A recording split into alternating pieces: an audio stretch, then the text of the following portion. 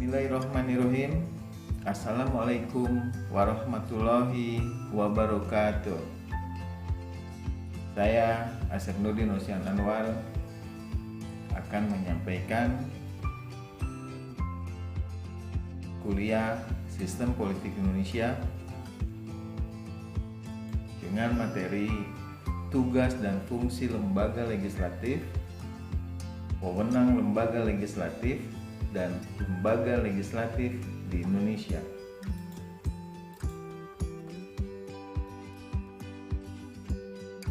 Sebelum kita mengupas materi lembaga legislatif, saya akan menyampaikan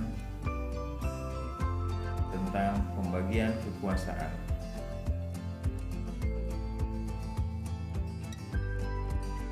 Suatu negara memiliki kedaulatan untuk menjalankan roda pemerintahan, artinya bahwa negara memiliki pemerintahan yang berdaulat.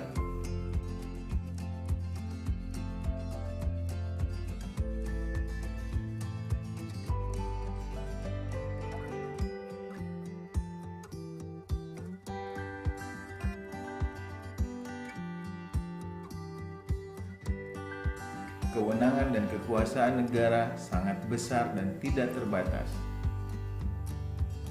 Sehingga untuk mengatur kekuasaan tersebut, supaya tidak terciptanya kekuasaan yang absolut dalam mengatur suatu negara, maka adanya pembagian kekuasaan yang dikenal dengan trias politika. Pembagian kekuasaan secara teori menurut John Locke dalam bukunya yang berjudul Two Treatises of Government menjelaskan bahwa pembagian kekuasaan negara menjadi 3 tipe kekuasaan, yaitu kekuasaan legislatif yang merupakan kekuasaan untuk membuat dan menyusun undang-undang. Di dalamnya ada tugas dan fungsi dari legislatif.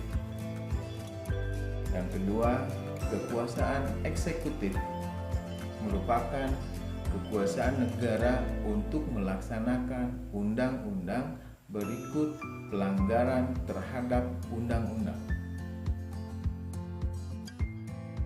Yang ketiga, kekuasaan federatif, yaitu kekuasaan untuk melaksanakan hubungan luar negeri.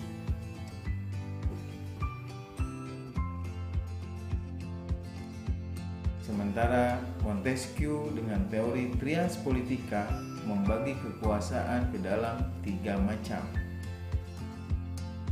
yaitu kekuasaan legislatif, kekuasaan untuk membuat dan membentuk undang-undang yang pertama, dan yang kedua kekuasaan eksekutif, yaitu kekuasaan untuk melaksanakan undang-undang.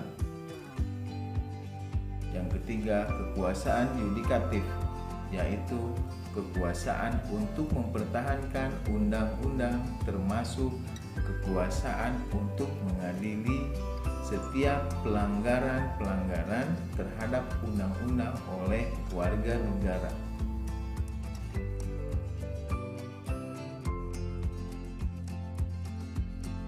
Pembagian kekuasaan ini antara legislatif, eksekutif, dan yudikatif merupakan upaya mencegah terjadinya pemusatan kekuasaan pada satu orang atau lembaga tertentu.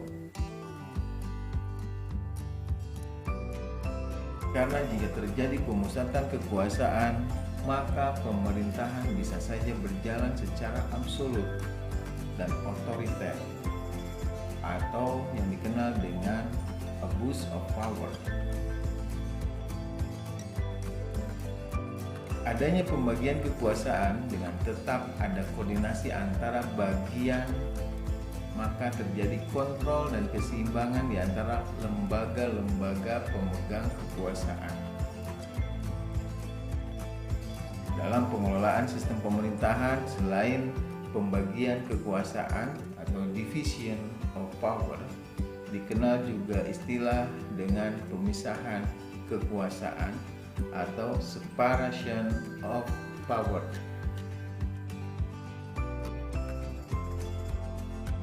Pemisahan kekuasaan berarti kekuasaan negara itu terpisah-pisah dalam beberapa bagian, baik mengenai organ maupun fungsinya. Dengan kata lain, lembaga pemegang kekuasaan negara yang meliputi lembaga legislatif, eksekutif, dan yudikatif merupakan lembaga yang terpisah satu sama lainnya, berdiri sendiri tanpa ada intimidasi, dan setiap lembaga menjalankan fungsinya masing-masing.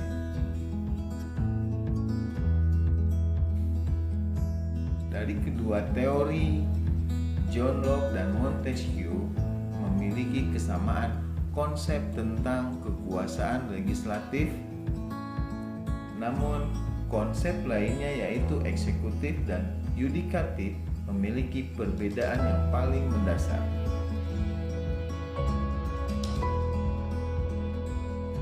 Yaitu John Locke menilai bahwa eksekutif merupakan kekuasaan yang mencakup kekuasaan yudikatif, karena mengadili itu berarti melaksanakan undang-undang, sementara kekuasaan federatif merupakan kekuasaan untuk melakukan hubungan luar negeri yang berdiri sendiri. Berbeda dengan Montesquieu, kekuasaan eksekutif mencakup kekuasaan federatif karena melakukan hubungan luar negeri itu termasuk bagian dari kekuasaan eksekutif. Sementara kekuasaan yudikatif harus merupakan kekuasaan yang berdiri sendiri dan terpisah dari eksekutif.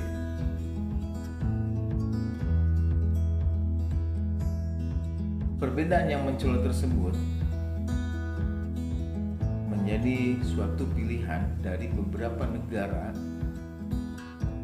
untuk dijadikan sebagai acuan dan pegangan dalam menjalankan roda pemerintahan. Akan tetapi pada kenyataannya, sejarah menunjukkan bahwa pembagian kekuasaan yang dikemukakan Montesquieu lebih diterima dan banyak diaplikasikan oleh berbagai negara termasuk Indonesia. Mekanisme pembagian kekuasaan di Indonesia diatur sepenuhnya di dalam Undang-Undang Dasar 1945. Sebagai negara demokrasi, pemerintahan Indonesia menerapkan teori trias politika sesuai dengan teori yang disampaikan oleh Montesquieu. Trias politika adalah pembagian kekuasaan pemerintahan menjadi 3 bidang yang memiliki kedudukan yang sama dan sejajar. Ketiga bidang itu diantaranya yang pertama legislatif. Legislatif memiliki tugas membuat undang-undang, dan bidang legislatif adalah Dewan Perwakilan Rakyat atau DPR. Dan yang kedua, eksekutif bertugas menerapkan atau melaksanakan undang-undang, dan bidang eksekutif adalah presiden dan wakil presiden beserta menteri-menteri yang membantunya.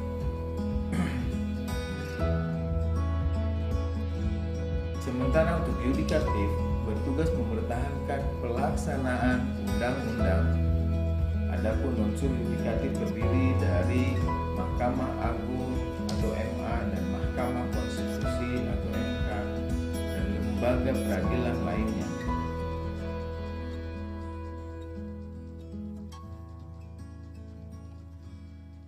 Dalam penerapan pembagian kekuasaan terdiri dari pembagian kekuasaan secara horizontal dan pembagian kekuasaan secara vertikal.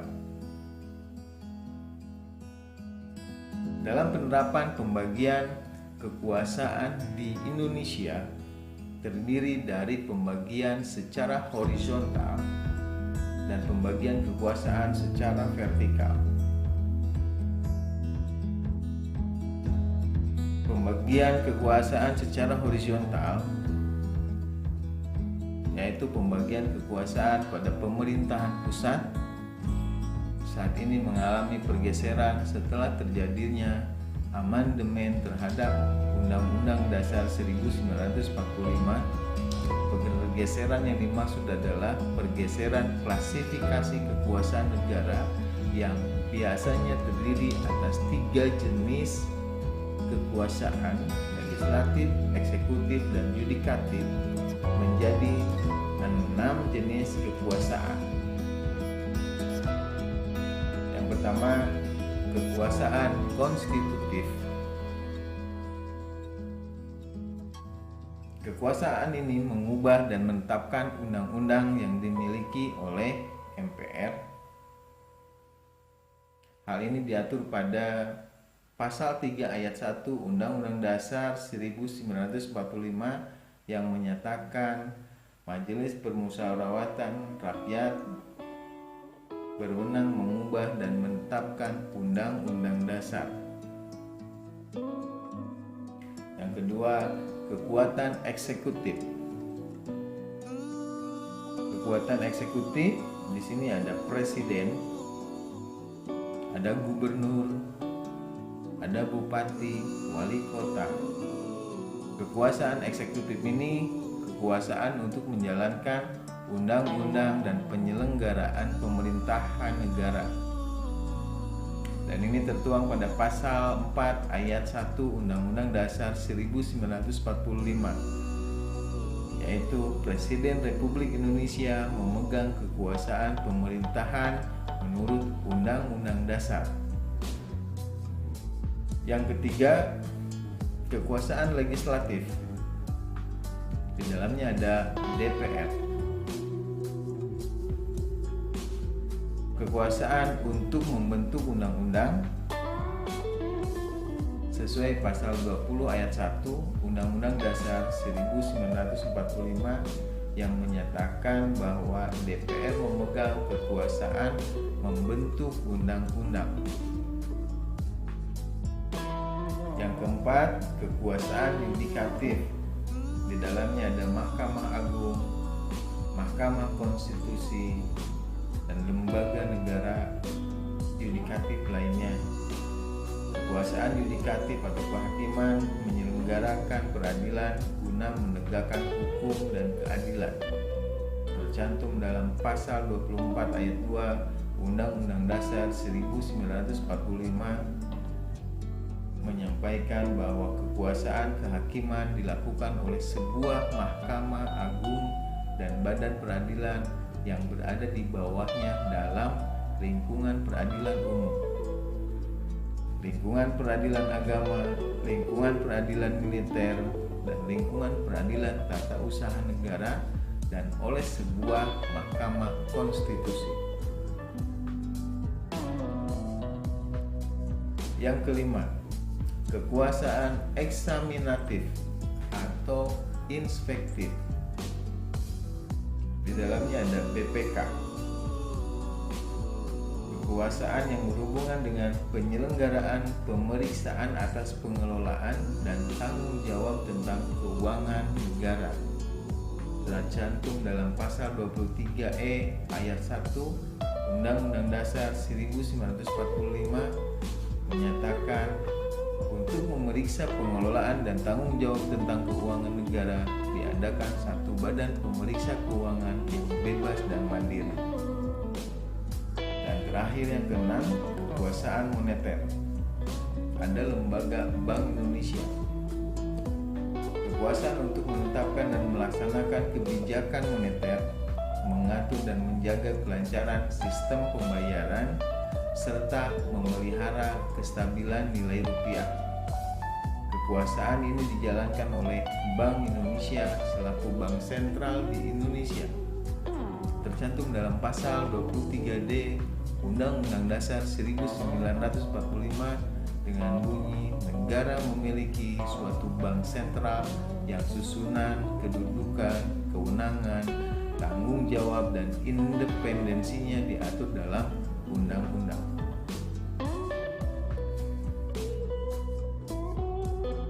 Pembagian kekuasaan secara horizontal pada tingkatan pemerintah daerah berlangsung antara lembaga-lembaga daerah yang sederajat, yaitu antara pemerintah daerah yang di dalam ada kepala daerah, ada wakil kepala daerah, dan Dewan Perwakilan Rakyat Daerah atau DPRD. Sementara pada tingkat provinsi, pembagian kekuasaan berlangsung antara pemerintah provinsi, gubernur atau wakil gubernur, dan DPRD provinsi. Sedangkan pada tingkat kabupaten atau kota, pembagian kekuasaan berlangsung antara pemerintah kabupaten kota, bupati atau wakil bupati atau wali kota atau wakil wali kota dengan DPRD kabupaten atau kota. Itu pembagian kekuasaan yang terjadi di daerah secara horizontal. Selanjutnya, pembagian kekuasaan secara vertikal. Pembagian kekuasaan secara vertikal sesuai pasal 18 ayat 1 Undang-Undang Dasar 1945, Negara Kesatuan Republik Indonesia dibagi atas daerah-daerah, dan daerah provinsi itu dibagi atas kabupaten dan kota, yang tiap-tiap provinsi, kabupaten, dan kota itu mempunyai pemerintahan daerah yang diatur dengan undang-undang. Berdasarkan ketentuan tersebut, pembagian kekuasaan secara vertikal di negara kita Indonesia berlangsung antara pemerintah pusat dan pemerintah daerah. Pemerintah daerah di dalamnya ada pemerintah provinsi dan pemerintah kabupaten atau kota. Dan pada pemerintahan daerah berlangsung pula pembagian kekuasaan secara vertikal yang ditentukan oleh pemerintahan pusat. Hubungan pemerintahan provinsi dan pemerintahan kabupaten atau kota terjalin dengan koordinasi, pembinaan, pengawasan oleh pemerintah pusat dalam bidang administrasi dan kewilayahan. Pembagian kekuasaan secara vertikal merupakan konsekuensi diterapkannya asas desentralisasi.